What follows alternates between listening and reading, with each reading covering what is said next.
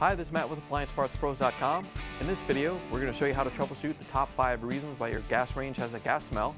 Stick around at the end of the video for some important safety tips that most people don't even know about. But before we begin, we're going to make sure the appliance is unplugged or the circuit breakers are off so there's no chance of electrocution. Also make sure you turn off the gas valve at the wall. Sometimes when you start the range, you'll smell a gas odor as it warms up.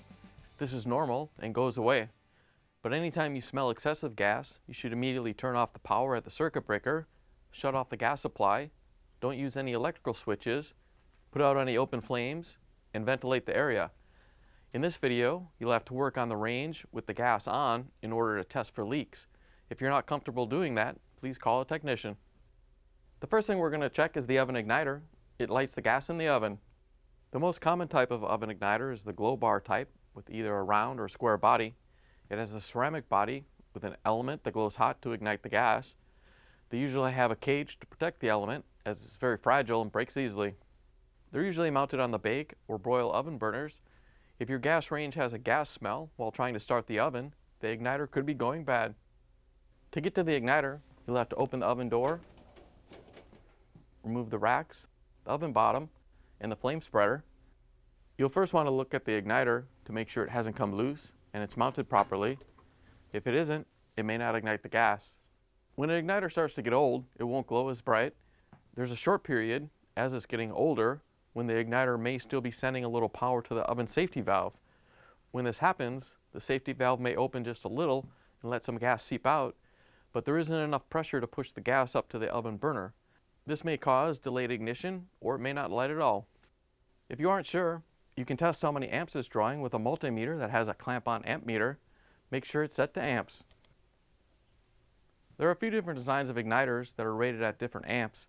You have the round igniters and the blue square ones that replace some round igniters.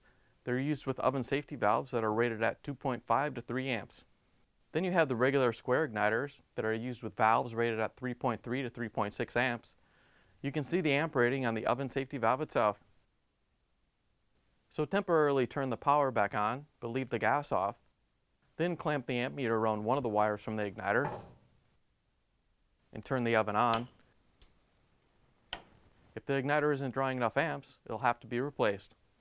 Usually the igniter will not read all the way up to 3.3 amps due to age, and they can read even less and still open the safety valve. But anything less than 3.0 for the square igniters or 2.2 for the round ones is questionable and may not open the safety valve in the required time. If you need to order a part, simply go to AppliancePartsPros.com and type in your model number. Find your part on the easy-to-read diagrams and match it to the number below. Click on the part if you want to see more pictures of the item or watch its repair video. You can also scroll down to see DIY stories from customers like you, or ask a question in the Q&A section. Once you're ready, you can add the part to your cart. It's that easy. Most orders will arrive within 2 business days. Next, we can check the burner tubes. They supply the gas to the cooktop burners. Burner tubes go in between the gas valve and the burners on the cooktop. They usually have a compression fitting on each end, but some come complete with the orifice. The burner tubes are located underneath the cooktop section. In most cases, you'll have to remove the grates, burner heads, and screws to lift up the cooktop. If your gas range has a gas smell when using the cooktop, it could be that the burner tube for that burner is cracked. They can develop cracks over time from vibration, or if someone tries to lift the cooktop up without realizing that they have to take the burner heads off, it could damage the tubes. Gas detection meters have gotten cheaper over the years, but most people don't have them. If you do, great, you can go ahead and use it. We're going to show you how to use the leak detecting fluid because that's what most people have. Once you lift up the top and have access to the burner tubes, you can coat the burner tubes with the leak detecting fluid. Then you can temporarily turn the gas back on. Then turn the burner valve on and check for leaks. If the burner tube is damaged and leaking, it'll have to be replaced. Now we can look at the cooktop burner valves. They control how much gas gets sent to the burner head. Cooktop burner valves are what you turn to send the gas to the burner head. They usually have a mounting block that attaches to the manifold, a connection point for the burner tubes, and a shaft where the knob mounts. Cooktop burner valves are usually located right behind the control panel. On some models, if you pull the knob off, you can see the shaft, but in most cases, you'll have to lift the cooktop section to access them. If your control panel is in the way, you may have to remove the knobs and the control panel to access them. If the cooktop burner valves go bad and start to leak, you'll get a gas smell. Once you have access to the burner valves, they usually have a small screw with a seal that holds the valve to the manifold. Make sure the screw didn't vibrate loose and make sure it's mounted properly before you test it. Take the spark switch off. There's 2 screws behind the switch that you can also check to make sure they're tight. Coat the valve with the leak detector.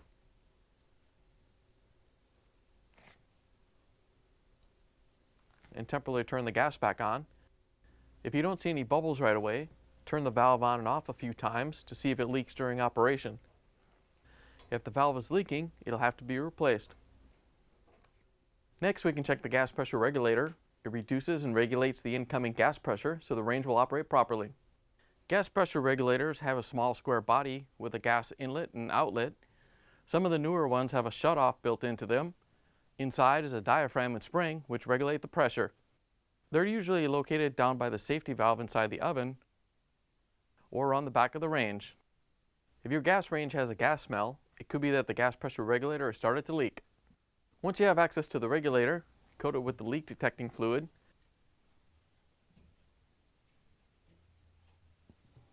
And temporarily turn the gas back on. If you see any bubbles on the regulator, it means that it started to leak and needs to be replaced. As always guys, hit those like and subscribe buttons now to help support us making more of these videos. Last thing to look at is the oven safety valve. It's a safety device that prevents the gas from flowing to the oven burner if the igniter fails. Oven safety valves usually have a metal body with a bimetal arm inside that when heated from the electricity supplied by the oven igniter, bends and opens the oven safety valve so gas can flow out the orifice. They're made with a single valve or a dual valve depending upon the oven. Depending upon the range design, the oven safety valve is usually mounted by the oven burner, which sits right on the gas orifice of the valve. It could also be mounted behind the rear access panel and have a short gas line running into the oven burner. If the oven safety valve seal has gone bad, the range will have a gas smell. Depending upon your range, you'll either have to remove the racks, oven bottom, and flame spreader, or go around back and remove the rear access panel. Once you have access to the valve, we can test it to see if it's leaking. Coat it with the leak detector and temporarily turn the gas back on. If there are any bubbles indicating a leak, it'll have to be replaced. Now here are those safety tips we mentioned earlier. A lot of people are still using aluminum foil to protect their ranges from spills and grease buildup. Although it may seem like a good idea, you may not be aware of the dangers it can pose. Firefighters respond to over 170,000 kitchen fires per year, and failing to keep the range clean is linked to more than 13,000 of those. On electric cooktops, many people cover the drip pans with foil so they don't have to clean them, but this can cause moisture retention, making them rust even faster. It can also block airflow, reflect heat back into the elements, damaging them, or if the foil touches the element, it could be a shock hazard or start a fire. On gas cooktops, wrapping the grates, burner heads, or drip pans in foil can cause heat retention, carbon monoxide poisoning, as well as starting a fire. In general, you'll want to avoid lining the oven with foil because it could block air passages, causing heat buildup that causes poor cooking and increases the dangers of a fire. If the foil gets too hot, it could melt, damaging the oven lining or starting a fire. With electric ovens, putting foil under the element could cause heat to be reflected back into the oven, overcooking the food and possibly damaging the element. If the foil touches the element, it could become a shock hazard. In gas ovens, blocking air passages could affect the burner operation, causing poor cooking and carbon monoxide poisoning. You also don't want to completely cover an oven rack, as this will disrupt the airflow and cause cooking problems. You should only use a small pan on a rack several inches below the food you're cooking to catch drips. Due to these dangers, you don't want to use aluminum foil to try to keep the range clean. You should clean the oven and underneath the cooktop regularly to prevent grease buildup. So keep the foil off the range, keep it clean, and keep an eye on it while you're cooking. Once you take care of the problem, you can plug the appliance in and turn the gas back on. Thanks for joining us for another troubleshooting video brought to you by AppliancePartsPros.com. Remember to hit the like and subscribe buttons now, and if you have any questions or want to share how your repair went, leave a comment down below.